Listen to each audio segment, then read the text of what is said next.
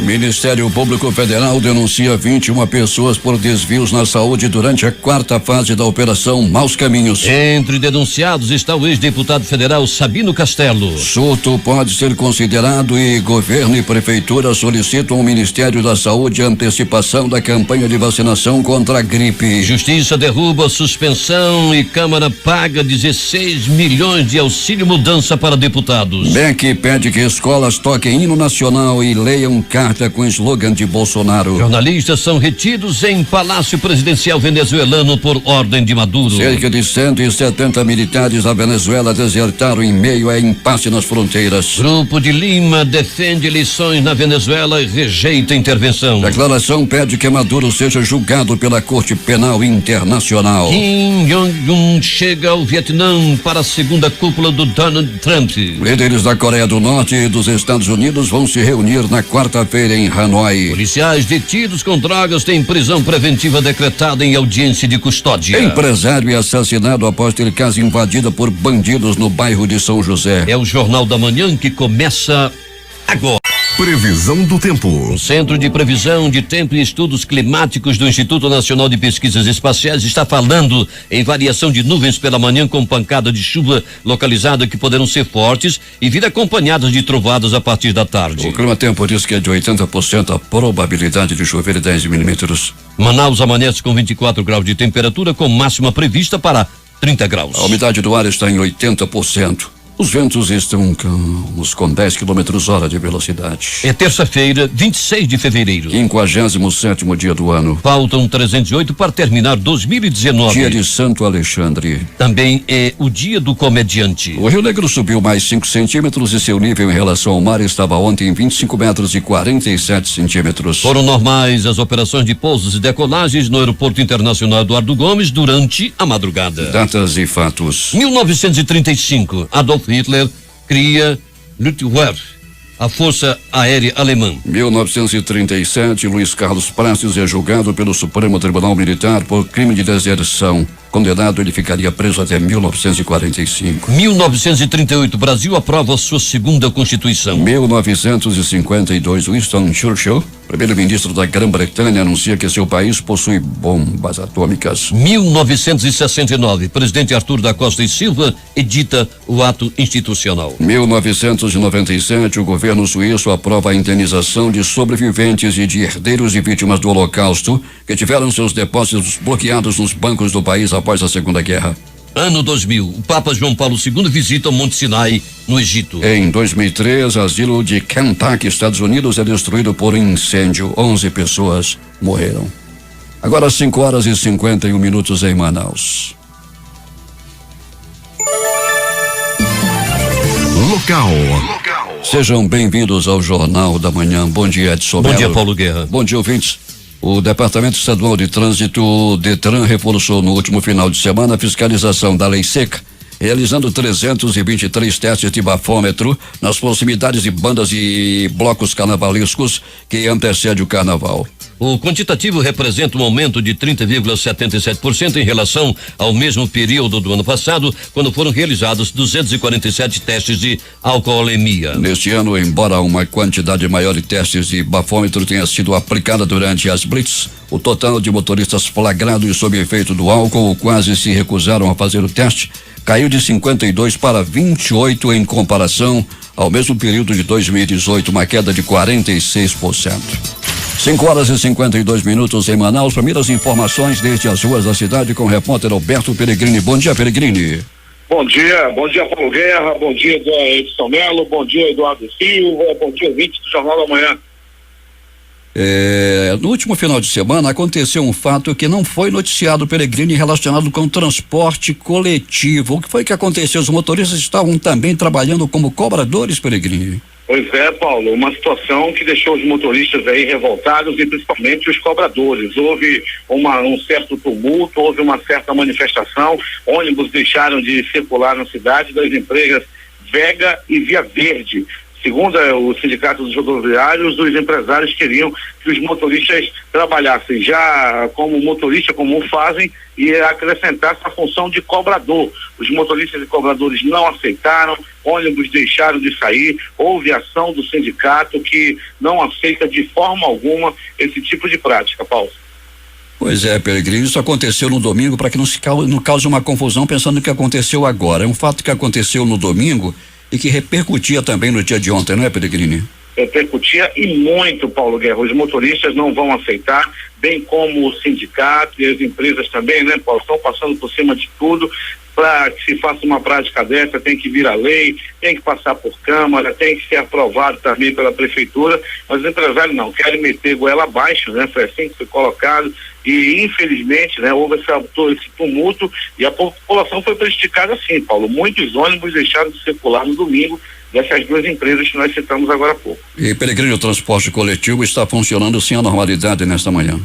Sem a normalidade, Paulo, né? Depois dessa tensão que houve aí no domingo, nós tivemos um cuidado hoje de verificar não só as empresas que nós já estamos acostumados a ver todos os dias, como é o caso da União Cascavel e também da Global, tivemos um cuidado também de verificar as demais empresas. Nós podemos afirmar, Paulo, que até o presente momento está tudo tranquilo em relação ao transporte coletivo na cidade. As reclamações, Paulo, são as mesmas, né? A gente conversa sempre com os motoristas, a questão das férias.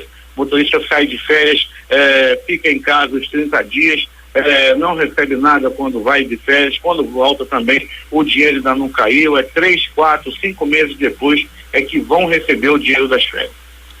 5h54 em Manaus, muitos ouvintes aqui reclamando que o Mano está fora do ar. O aplicativo aqui através da telefonia celular, as pessoas podem ouvir e assistir também aqui a apresentação do jornal todos os dias. E a culpa não nos cabe, sim, ao próprio Mano. Este aplicativo e a radiodifusora nada tem a ver com isso, a não ser pedir que seja reparado. Eu não sei se o operador Itamar Jardina tem alguma informação sobre esse assunto. Tá normal, Jardina?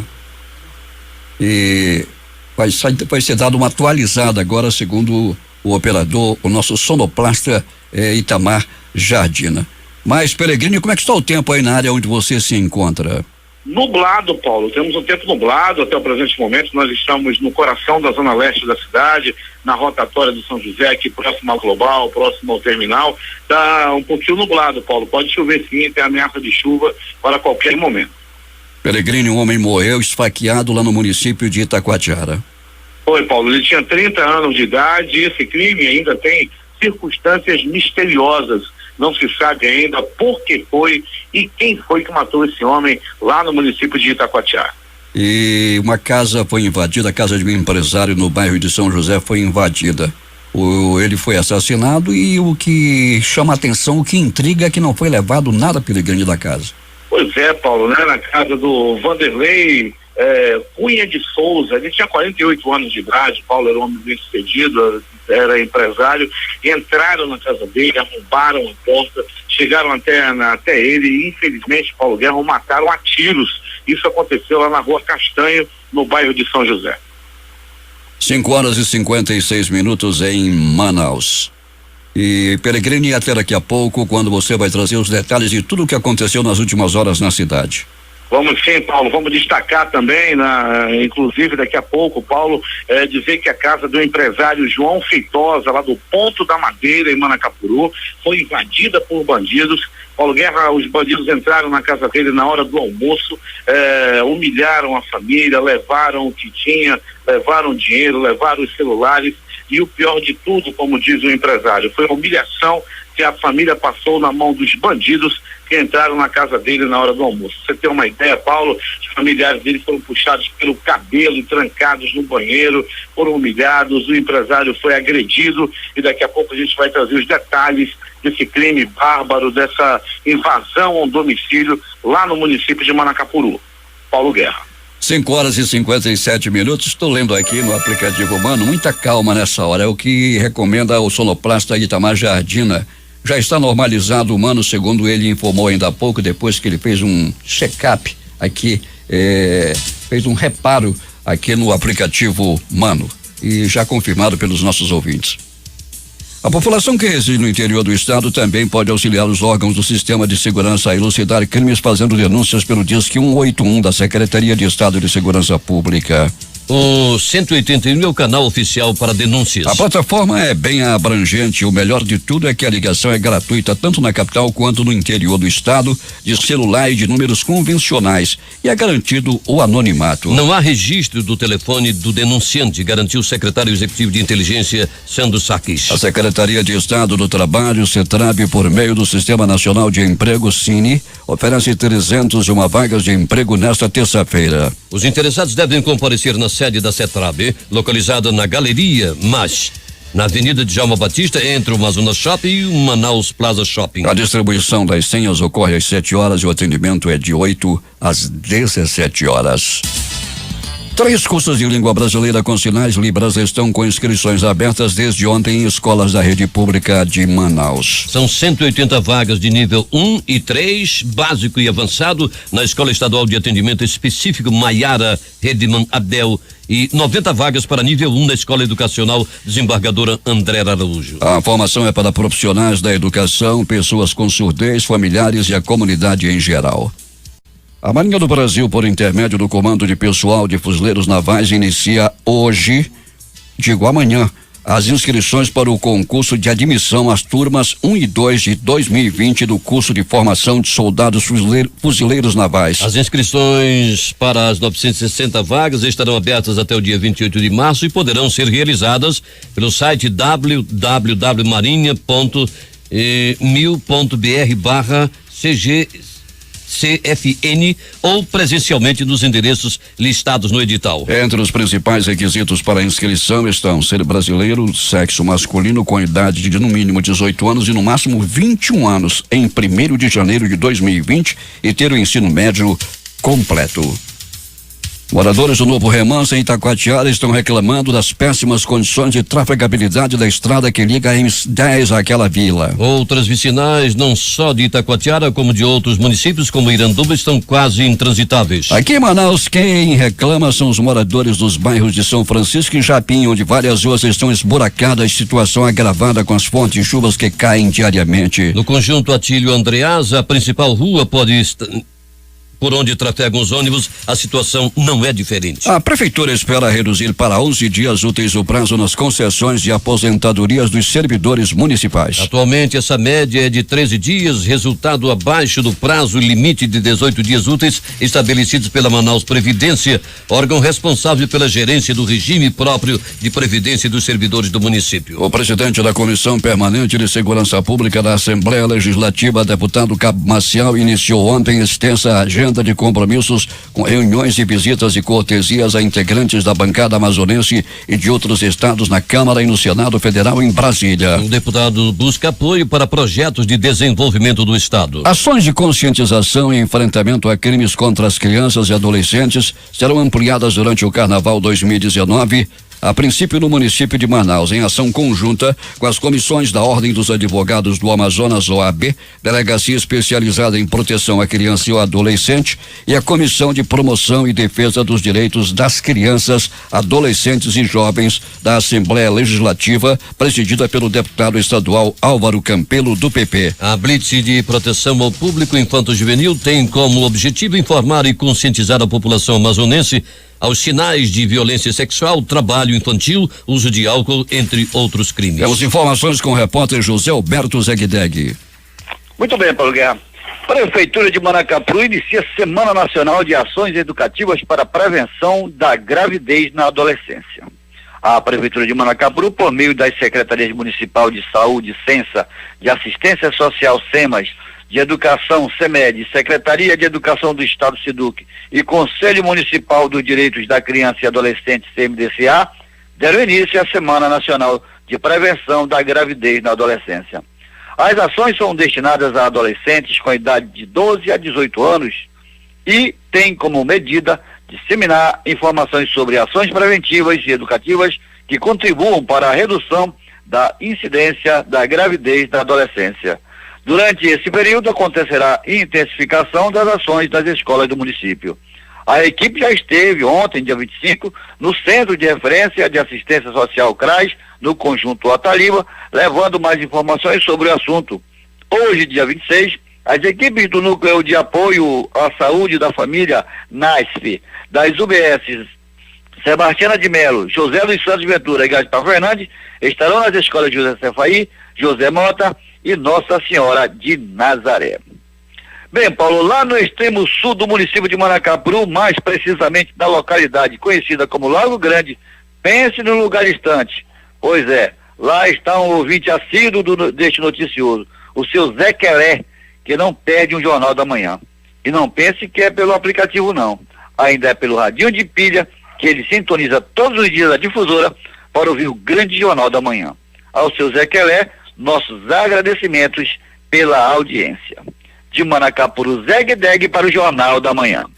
6:08 em Manaus. O presidente da Assembleia Legislativa, deputado Josué Neto, do PSD, recebeu a visita do fundador da Fazenda Esperança, Frei Hans Teppel, e do bispo auxiliar emérito da Arquidiocese de Manaus, Dom Mário Pascoaloto. O encontro teve como objetivo pedir orientação sobre a liberação de emendas impositivas destinadas à Fazenda Esperança, aprovadas pelo Parlamento no Orçamento Estadual de 2019. Também estiveram presentes o deputado Saulo Viana, do PPS, e diretores da Fazenda Esperança.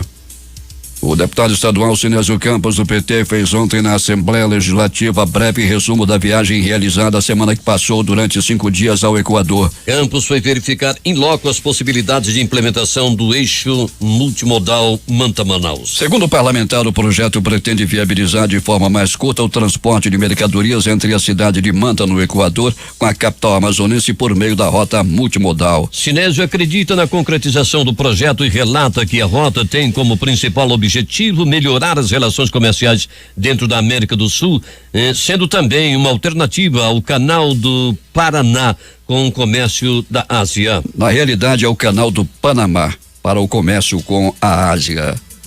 Enquanto a reforma da Previdência não avança, as dívidas dos 100 maiores devedores do INSS, Instituto Nacional do Seguro Social no Amazonas, atingem 2,8 bilhões de reais. Entre os devedores aparecem empresas públicas e privadas, fundações, secretarias, prefeituras e governo estadual. De acordo com a lista da Procuradoria-Geral da Fazenda Nacional, o governo do Amazonas aparece no topo dos devedores com um débito de 247,2 milhões, seguido pela Secretaria de Estado de Saúde, Suzan, com um montante de 40,2 milhões de reais. A Secretaria de Estado da Educação, SEDUC, deve 26,2 milhões de reais à Previdência. Atrás da SEDUC aparece o falido IPASEA, Instituto de Previdência e Assistência Social do Estado, com dívida de 8,3 milhões de reais. A SOFRAMA, que integra o próprio governo federal, deve 9,2 milhões de reais à Previdência. Entre os municípios do interior, Rio Preto da Eva é o que possui o maior saldo negativo, 53,3 milhões de reais. Os dados podem ser consultados no site da Procuradoria-Geral da Fazenda Nacional, PGFN, onde é possível acessar a lista dos devedores, www.pgfn.gov.br. Vamos repetir, www.pgfn.gov.br, onde estão todas as informações contidas nesse site sobre estas dívidas de vários órgãos com a Previdência Social. O governo do Amazonas e a prefeitura solicitaram ao Ministério da Saúde a antecipação da campanha de vacinação contra a influenza, a gripe. A campanha é nacional e acontece uma vez por ano no mês de abril, mas por conta do aumento do caso de gripe H1N1 na última semana, o apelo é para que a vacinação seja antecipada para o mês de março, conforme explicaram os secretários de Saúde do Estado do Amazonas, Suzan Carlos Almeida, e do município Sensa, Marcelo Magaldi, durante a entrevista coletiva nesta segunda-feira. Na entrevista realizada na sede da Secretaria de Saúde, foram anunciadas as medidas que vêm sendo adotadas em conjunto para conter o surto do H1N1 e de outras síndromes respiratórias agudas graves. O estado registrou de janeiro para cá 126 casos confirmados, menos 122 em Manaus e 4 no interior do SRAG. Desses, 27 são de influenza provocada pelo vírus H1N1 e dos quais 10 evoluíram para óbito. Segundo a Fundação de Vigilância em Saúde, na última sexta-feira, o Laboratório Central LACEN confirmou que o agente etiológico de 4 óbitos por SRAC registrados no estado era o vírus da influenza H1N1. Nesse fim de semana foram mais 6 confirmações, sendo um deles positivo para o vírus sincicial respiratório VRS, que acomete em crianças prematuras com comorbidades. O vice-governador e secretário estadual de saúde, Carlos Almeida, ao ressaltar que está em vias de criação o Comitê Estadual para Enfrentamento do H1N1, integrando todas as ações, explicou que existe toda uma mobilização tanto do prefeito quanto do governador, bem como das áreas técnicas junto ao Ministério da Saúde, para que possamos antecipar a campanha nacional aqui para o estado. A campanha, ela é realizada sempre nos meses de abril, mas como há um aumento além do sazonal nos casos de H1N1, é necessário que haja uma antecipação o quanto antes. Tem havido um esforço para que haja uma antecipação dessa campanha já para o mês de março, possibilitando a imunização da população do estado do Amazonas. O secretário municipal de saúde, Marcelo Magaldi, ressaltou que enquanto não se tem a vacina, a população deve atentar aos cuidados e prevenção para evitar a gripe e que procure serviços de saúde, principalmente no caso daquelas pessoas que possuem imunidades baixa ou as chamadas doenças de base. Ao tomar conhecimento do aumento da circulação desse vírus, imediatamente a gente criar esse procedimento, essa metodologia. Vamos utilizar 23 unidades básicas de saúde de referência. O estado já disponibilizou 10.000 doses do medicamento Tamiflu. Esses medicamentos já estão sendo distribuídos agora pela manhã nessas 23 unidades. Essas 23 unidades já estão disponíveis no nosso site. Nós já divulgamos aí para a imprensa, vocês têm o boletim aí, e que serão de referência. A população, aqueles que estão sentindo que a gripe está agravando, com febre, com falta de ar, que procurem uma dessas 23 unidades básicas de saúde. A Suzane informa que reforçou as unidades com antiviral e toda a rede de saúde da capital e do interior está abastecida, bem como definiu um fluxo para atendimento e internação de casos graves. A Prefeitura de Manaus anunciou que ampliou a dispensação do medicamento para 23 unidades básicas de saúde e para uso em todas as suas unidades. De acordo com a diretora do Departamento de Vigilância Ambiental da Censa, a enfermeira Marinélia Ferreira, a medicação só pode ser prescrita com avaliação médica. O que a gente orienta é que a pessoa, se ela está doente, se ela está com uma síndrome gripal, evitar esses ambientes, porque provavelmente ela vai propagar para as outras pessoas. Então, isso que a gente orienta. E você, estando bem, manter-se hidratado, se vai para alguma festa, enfim, um aglomerado, ter esses cuidados. Cuidado com as mãos, nariz, olhos e boca, não ficar tocando, né? Lavar frequente as mãos e evitar itens de uso comum, como maçanetas, enfim, ter aquele cuidado mesmo básico. Mas a lavagem das mãos é uma das coisas principais. E manter o seu sistema imunológico ativo, ou seja, boa alimentação, hidratação, especialmente para quem vai para esses motivos, essas comemorações.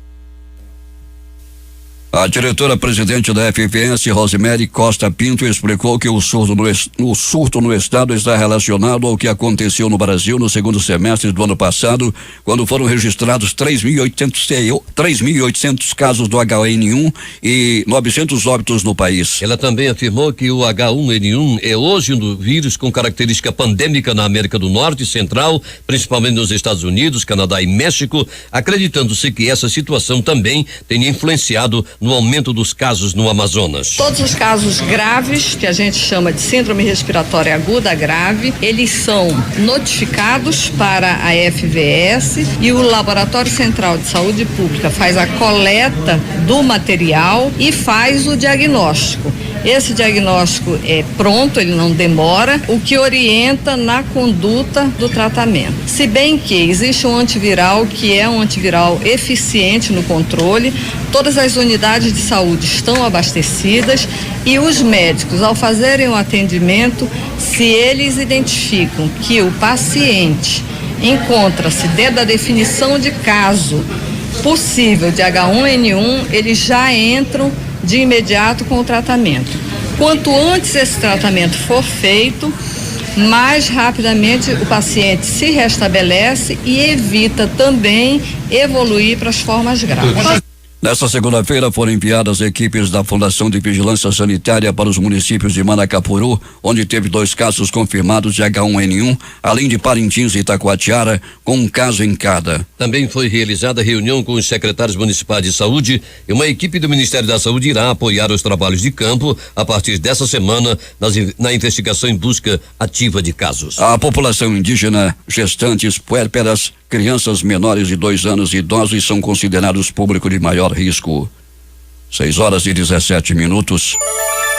O Ministério Público Federal no Amazonas apresentou 21 denúncias à Justiça contra 21 pessoas acusadas de envolvimento em uma série de crimes revelados pela Operação Cashback, 4ª fase da Operação Maus Caminhos, que investigou desvios milionários de recursos da saúde praticados por políticos, gestores públicos e empresários do Amazonas. Além de nomes já conhecidos das fases anteriores, as novas denúncias incluem entre os réus o empresário Murad Aziz, irmão do senador ex-governador Omar Aziz, e os advogados Lino Cícero e Josenir Teixeira. As denúncias apresentadas pelo Ministério Público Federal acusam os réus pelos crimes de organização criminosa, peculato, dispensa indevida de licitação e tráfico de influência, de acordo com o envolvimento e a participação de cada um deles no esquema. Os principais líderes e articuladores do esquema, que já acumulam dezenas de outras ações e algumas condenações, Mohamed Mustafa e Priscila Marcolino, Jennifer Rufino e Alessandro Pacheco, aparecem como réus em várias das novas ações decorrentes da 4ª fase da investigação. Em uma das ações, na qual acusa André Luiz Barreto Becil, Josenir Teixeira, Lino José de Souza Cícero, Murad Abdel Aziz e Sérgio Roberto Melo Bringel, que integram uma organização criminosa. O MPF sustenta que os 5 denunciados, estruturalmente ordenados e com divisão de tarefas, obtiveram direto e indiretamente vantagens econômicas mediante a prática principalmente de crimes de peculato e tráfico de influência. Como as penas máximas para esses crimes são superiores a 4 anos, a associação para a prática dos mesmos configura a organização criminosa. Quebras de sigilo telefônico, bancário e fiscal mostraram que, de 2012 até setembro de 2016, Mohamed passou a integrar R$40 mil mensais a Murad Aziz, sempre após o pagamento de contratos de suas empresas pelo Estado, repartindo o lucro com o primo, como se chamavam mutuamente nas dezenas de conversas interceptadas. Murad Aziz também alvo de ação por tráfico de influência ao lado de Mohamed e Priscila Marcolino. De acordo com o Ministério Público Federal, ele se utilizava de prestígio político do irmão para exercer influência indevida na administração pública estadual, recebendo vantagens de empresários para obter contratos por meio de dispensas indevidas ou de fraudes em licitação e agilizar pagamentos pelo Estado, especialmente junto à Secretaria de Estado da Fazenda, Cefaz, de modo que os valores combinados pudessem ser repassados a ele a título de propina. Polícia. É grave o estado da modelo que foi esfaqueada próximo à banda do Boulevard. Quem tem os detalhes é J. Rai. Paulo Guerra, a modelo Mabel Cristina Oliveira dos Santos, de 25 anos, que foi esfaqueada na noite do último domingo na Avenida Boulevard Álvaro Maia, segue internada em estado grave em uma unidade de terapia intensiva do pronto-socorro 28 de agosto.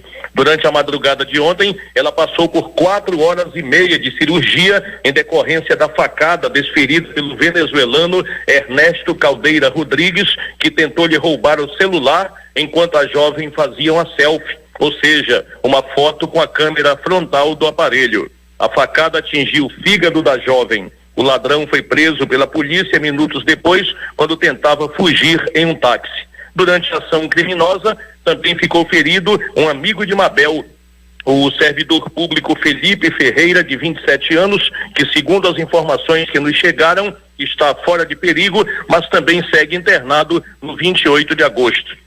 Os 2 jovens são moradores aqui de Iranduba e estavam em Manaus com um grupo de amigos no domingo à noite, participando de uma festa de carnaval.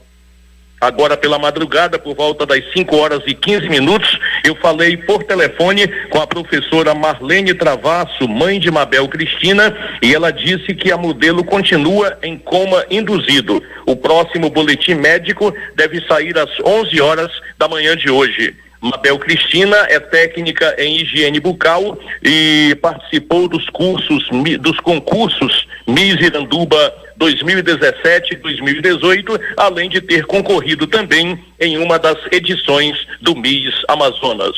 Paulo Guerra. Obrigado, J.R., pelas informações. 6h24.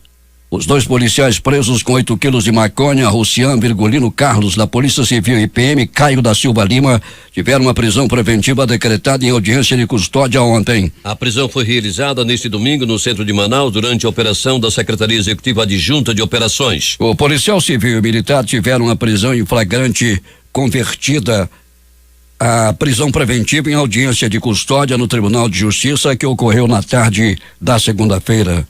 De acordo com a polícia, a dupla foi presa transportando 8 tablets de drogas e armas na Avenida Getúlio Vargas, centro de Manaus, na manhã de domingo. Eles teriam pegado uma maleta com entorpecente em um barco no porto de Manaus. A dupla foi presa em seguida por policiais civis da Secretaria Executiva Adjunta de Operações. Outras informações, Alberto Pellegrini. Muito bem, Paulo Guerra e ouvintes do Jornal da Manhã, vamos dando continuidade ao nosso noticiário policial e dizendo que até o momento um homem identificado apenas como colombiano foi esfaqueado gravemente na rua Rui Araújo, no bairro da Compensa. Conforme os moradores da área, a vítima estava sendo perseguida e pediu por socorro. Ele entrava no beco: socorro, querem me matar, socorro, é agora. Eles entravam correndo pelo beco. Ninguém soube informar quantos suspeitos participaram do crime. Ele já estava ferido quando passou correndo no beco e coberto em sangue, todo molhado em sangue. Ele estava com vários cortes de faca pelo corpo. Cansado, ele parou na calçada e esperou pelo socorro. Uma dona de casa disse que ele estava bastante ferido, perdendo muito sangue, e foi ficando por ali, foi ficando quase morrendo. Os policiais da 8ª Companhia SICOM foram acionados para a ocorrência. A vítima foi socorrida pelo SAMU e levada ao pronto-socorro 28 de agosto. E nenhuma informação até agora, né? Nós passamos por lá, ele parece que continua internado. Por muito pouco ele não morreu na hora, se não é a ação rápida do SAMU que chegou e socorreu a vítima. Um homem correndo banhado em sangue nos becos da Compensa apavorou os moradores. Paulo Guerra e ouvintes do Jornal da Manhã, repercutiu muito, inclusive nas redes sociais, aquela blogueira que arrancou o lábio de outra mulher durante uma briga. A Polícia Civil do Amazonas pediu a prisão preventiva da blogueira Samara Silva Pinheiro, de 19 anos, pelo crime de lesão corporal gravíssima contra a funcionária pública Bianca Castro Figueiredo, de 35 anos, que teve parte do lábio arrancado por uma mordida daí da blogueira, né, rapaz? Foi uma mordida, Paulo Guerra, que deixou a boca da funcionária pública completamente deformada. A prisão foi solicitada e a blogueira deverá ir para trás das grades nas próximas horas. Rapaz, cuidado com a mordida dela. Samara da Silva Pinheiro, 19 anos, vai ser presa nas próximas horas. Pronto Socorro 28 de agosto. No Pronto Socorro 28 de agosto, Paulo Guerra e ouvintes do Jornal da Manhã. Uma pessoa deu entrada vítima de agressão física. Um homem deu entrada vítima de atropelamento. E uma pessoa também deu entrada vítima de violência doméstica. Já no Pronto Socorro João Lúcio, no Gigante da Zona Leste da cidade, movimentação também agitadíssima, bem ao lado, no pronto-socorro Joãozinho. Muitas crianças com os sintomas da virose no pronto-socorro João Lúcio também, muitos adultos dando entrada com aqueles sintomas horríveis de febre, dor de cabeça e moleza pelo corpo. Muita gente atingido aí pela tal da virose que está se espalhando na cidade. Aproximadamente 500 atendimentos por dia são registrados, tão somente nos pronto-socorros da Zona Leste da cidade. Paulo Guerra, você já destacou a mulher feia que foi presa com maconha vindo do município de Tefé. O homem de 24 anos também foi preso. Chamou atenção as vestes dessa mulher. Ela vestia um top preto e um short também preto. Rapaz, o short é micro e a barriga do lado de fora se espalhando em volta do short, o cabelo vermelho com a raiz por fazer. Rapaz, uma visão do inferno. Ela tem 22 anos com um corpinho de 60. A mulher tá, rapaz, acabada pelo tempo. Deus me defenda. Pensa na traficante feia, foi essa que foi presa ontem. A denúncia foi feita através do WhatsApp da Rocan. Atenção, você que quer anotar o WhatsApp da Rocan. É o 99280-7574. 99280-7574. Através desse telefone você passa o WhatsApp para a Rocan, que com certeza vai até o local da denúncia e você não precisa se identificar. Paulo Guerra foi terrível. Um dia que jamais será esquecido pela família do empresário João Feitosa. O João Feitosa é um empresário bastante conhecido lá do Ponto da Madeira. 3 bandidos invadiram a casa do empresário. Era a hora do almoço no dia de ontem. A família estava à mesa almoçando. O empresário já estava no quarto descansando, quando 3 bandidos invadiram a casa e anunciaram o assalto. Eles estavam muito violentos, bateram nos familiares, amarraram a família dentro do banheiro, espancaram, bateram nos integrantes da família, bateram, humilharam, puxaram uma jovem de 16 anos pelo cabelo, trancaram no banheiro e queriam dinheiro. O empresário deu o que tinha no bolso, porém eles queriam mais dinheiro. Daí começaram a quebrar tudo dentro da casa, reviraram os guarda-roupas, reviraram tudo que podiam. O que eles não podiam levar,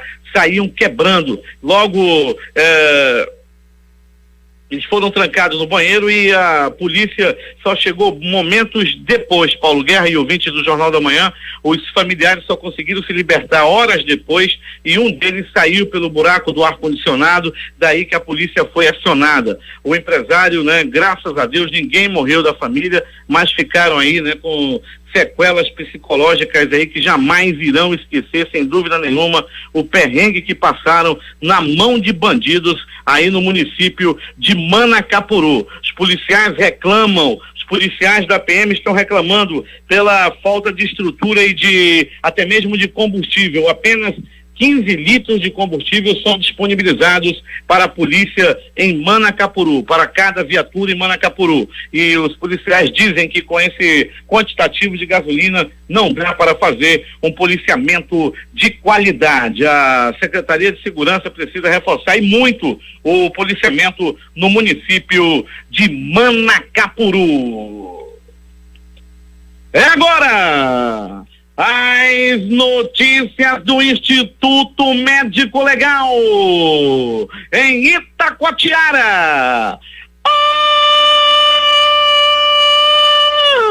Olha a faca! Olha a faca, olha a faca, olha a morte!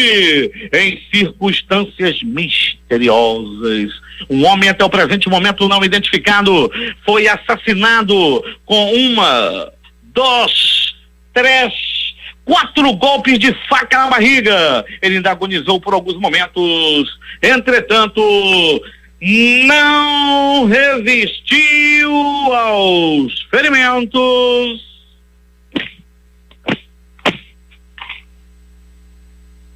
e morreu. O crime aconteceu lá na cidade de Itacoatiara. Um abraço pro Ivan Itacoatiara, do frigorífico Santo Antônio, e pro Mototáxi Show. Alô, show! Aí o Mototáxi aí em Itacoatiara. Me passaram detalhes da ocorrência no bairro de São José. Um bárbaro crime terminou com a morte de um empresário e tudo aconteceu assim. era a noite de ontem.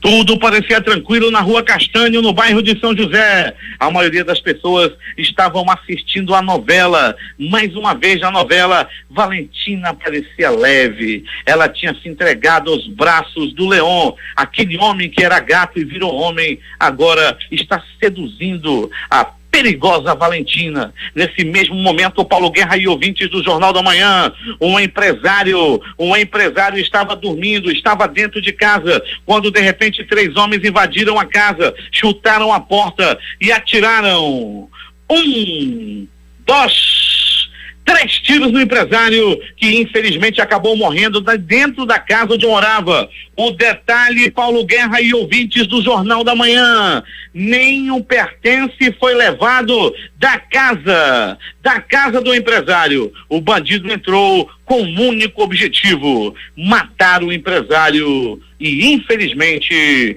assim o fez. O homem tinha 48 anos de idade.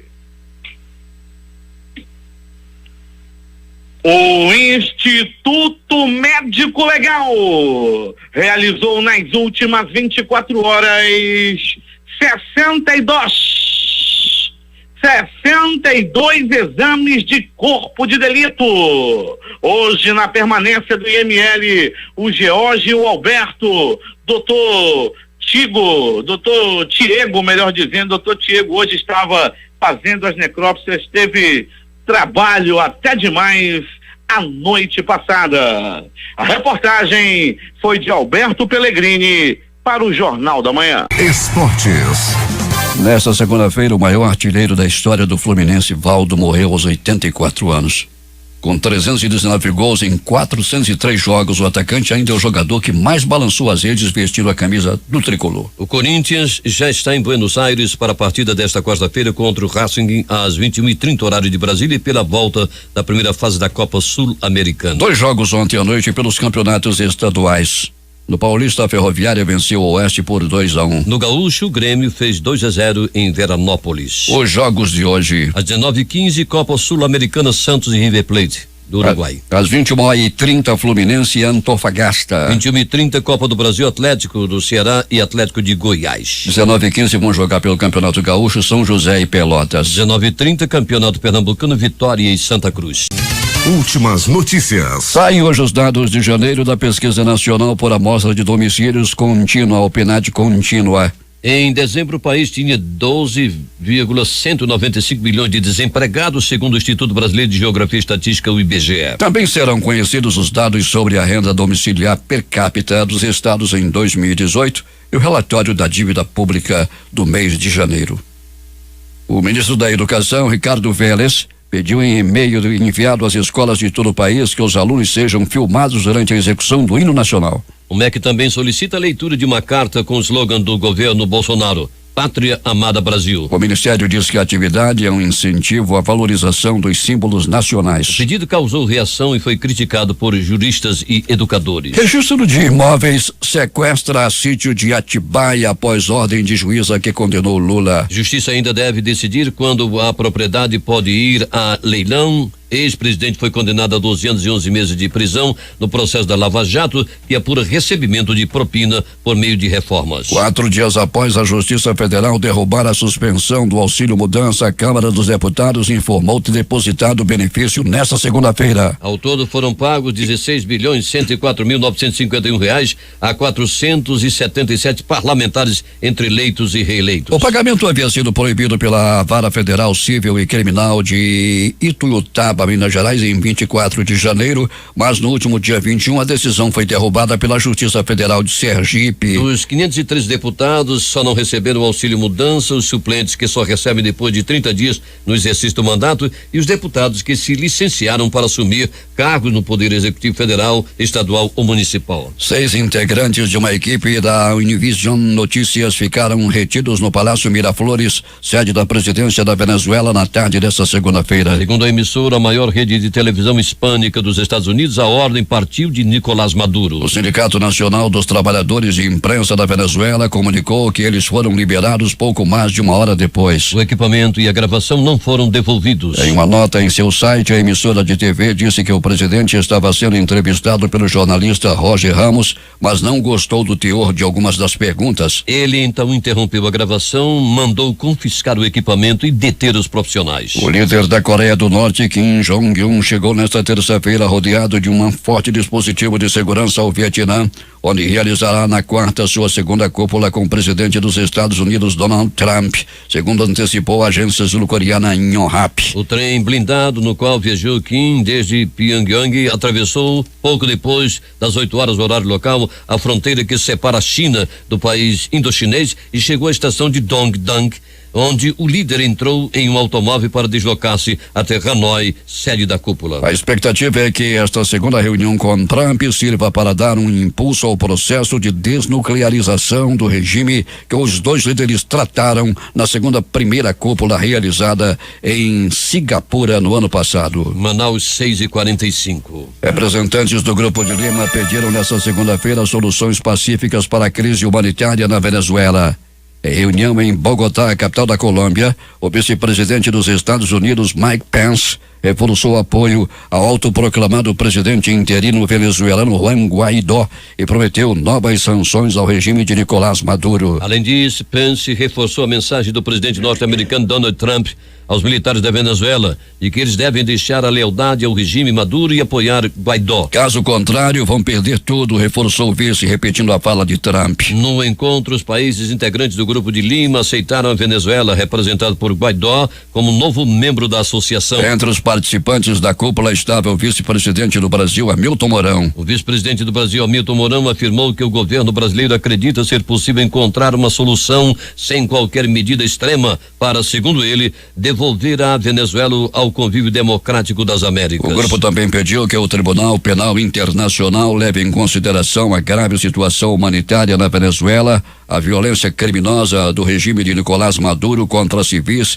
e negação de acesso à assistência internacional que constituem um crime contra a humanidade, segundo uma declaração lida pelo chanceler colombiano Carlos Holmes Trujillo. Também nesta segunda-feira, o governo dos Estados Unidos pediu reunião urgente do Conselho de Segurança da ONU sobre a Venezuela. A reunião do Conselho, marcada a princípio para esta terça-feira, será aberta, informaram diplomatas segundo a agência France Press. Balanço divulgado pelas autoridades migratórias colombianas informa que 167 militares venezuelanos desertaram e entraram na Colômbia nos últimos 2 dias. Somando-os com os 7 que desertaram para o Brasil, são pelo menos 174 homens que abandonaram as forças bolivarianas até o momento. Destaques de capa dos principais jornais do país nesta terça-feira. O Globo do Rio de Janeiro. Cabral admite pela primeira vez que pediu e recebeu propina. A Folha de São Paulo. Ministro do Turismo tenta censurar a Folha no caso dos laranjas, mas juíza nega. O Estado de São Paulo. MEC manda e-mail para escolas pedindo que cantem o hino, filmem e leiam o slogan do governo. Planalto Central, capital da República, Correio Brasiliense. Pais terão que apresentar CPF do recém-nascidos na declaração do IR. Valor econômico. Brasil não permitirá que os Estados Unidos usem território para invadir Venezuela, diz Mourão. Estado de Minas. Trabalho de buscas a desaparecidos em Brumadinho não tem prazo para acabar. No Recife, o Jornal do Comércio. Maia admite que CCJ deve ficar para depois do Carnaval. Fortaleza, Diário do Nordeste. A Assembleia pede esclarecimentos a deputados sobre a entrada de réplicas de armas. Porto Alegre, 0 hora. Grupo de Lima quer Nicolás Maduro à Corte Penal Internacional. Edições impressas locais. O centenário Jornal do Comércio. Balança comercial retrata a falência da Venezuela. A crítica. Surto Amazonas em alerta, aliança contra H1N1. Essas foram as principais notícias de ontem, as primeiras de hoje. Termina aqui o Jornal da Manhã. Participaram desta edição reportagens J. Rai, José Alberto Zegdeg e o noticiário policial com Alberto Pellegrini. A operação de áudio foi de Itamar Jardina e Hamilton Cabral. A apresentação Edson Melo e Paulo Guerra.